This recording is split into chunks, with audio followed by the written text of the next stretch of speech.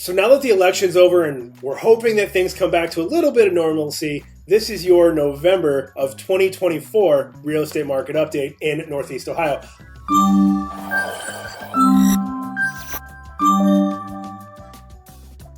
I'm Realtor Rich Ganim, and I'm about to share with you what's going on in and around Northeast Ohio.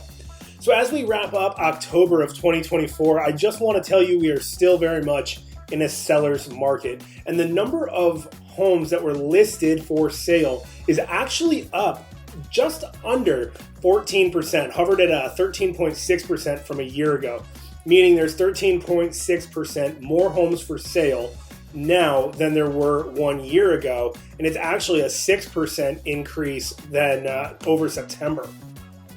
What's also interesting, though, is that the number of homes sold, so these are the properties that have transferred, was actually down 3.7% compared to last year, which is an interesting number, right? So there's more homes for sale and there's less actually sold homes.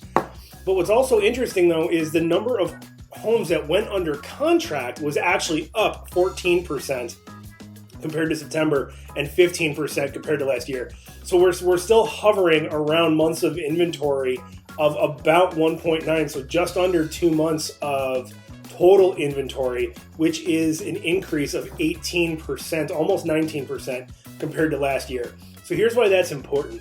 As months of inventory increases, what that means is there's more homes sitting on the market, which gives buyers more opportunity and more homes to choose from. So what you're probably noticing if you're watching the real estate market in Northeast Ohio is that it's taking slightly longer for homes to sell, and it's not every home is entering multiple offers, and not every home is selling at the list price or higher. So those homes that are priced right, marketed correctly, and that are in the best locations are the ones that are still selling super quickly. Now that said, homes are still selling in about 21 days on average here in Northeast Ohio, which is still very quick in comparison to your traditional normal market of years ago.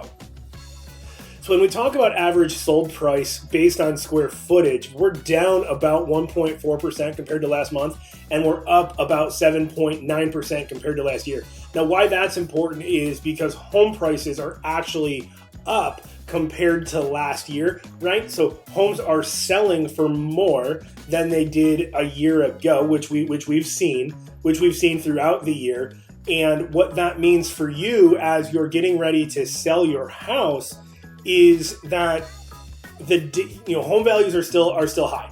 And as a seller, you're still going to be able to get top dollar for your home, but that comes with a few caveats. You have to price it right. Buyers today, if they see or think that the property doesn't meet the 10 out of 10 condition for the price that you're asking, they're going to wait and watch as you sit on the market and wait for you to adjust your price down to where they feel there's value. That's the key comparison to today's market as opposed to markets of the past, is that you have to be priced right and have the best condition. I can share multiple properties with you that should have sold, but they're priced wrong.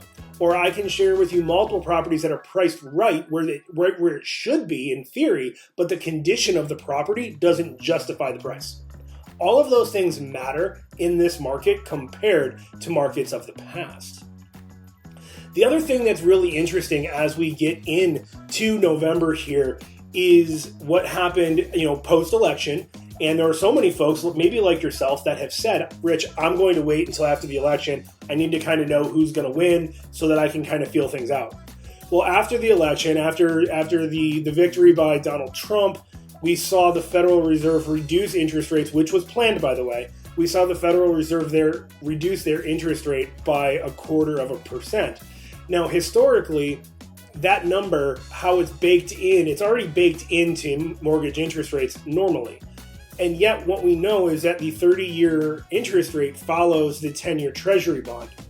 And if you look at the 10-year Treasury bond over the last number of days, maybe 90 days, you're going to see that most recently that number, that Treasury bond, has actually ticked up a little bit, which is why we have not seen those rates start to come down. So while the Federal Reserve did reduce their rate, that's great if you're looking to buy a car and you're going to finance it.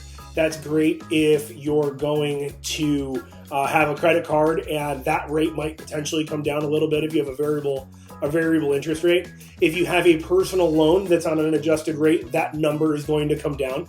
But if you're looking to buy a house, the Federal Reserve rate and the mortgage interest rate aren't necessarily correlated together, and yet they can kind of predict things in the future.